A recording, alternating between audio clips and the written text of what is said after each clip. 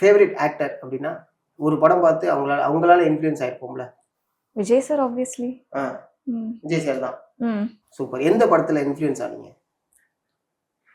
புல்லாத மனமும் துள்ளும். ஓகே. அந்த படத்துலேருந்து இன்ஃப்ளூயன்ஸ் ஆயிருக்கீங்க. சூப்பர்.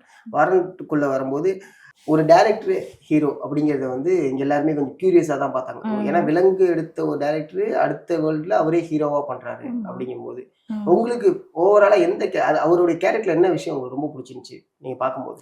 அவங்க நடிக்கும்போது ரொம்ப கேஷுவலா நடிப்பாங்க. அண்ட் இந்த கேரக்டருக்காக நம்ம இப்படி பண்ணணும்ட்டு இல்லாம அந்த கேரக்டராவே மாறிடுவாங்க.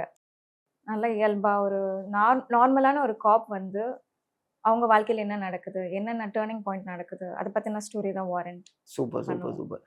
ஆடிஷன் போகும்போது நீங்க ஃபேஸ் பண்ணக்கூடிய ஸ்ட்ரகிள்ஸ் அப்படின்னா அது என்னவா இருக்கும்? ஆடிஷன்ஸ் ஒரு ஒரு எல்லா கேரக்டருக்கும் நம்ம செலக்ட் ஆகிட மாட்டோம்ல. அவங்க கேரக்டருக்கு என்ன வேணும்ன்ட்டு நினைப்பாங்க. அதுக்கு ஏற்ற மாதிரி நம்ம இருந்தால் தான் செலக்ட் பண்ணுவாங்க.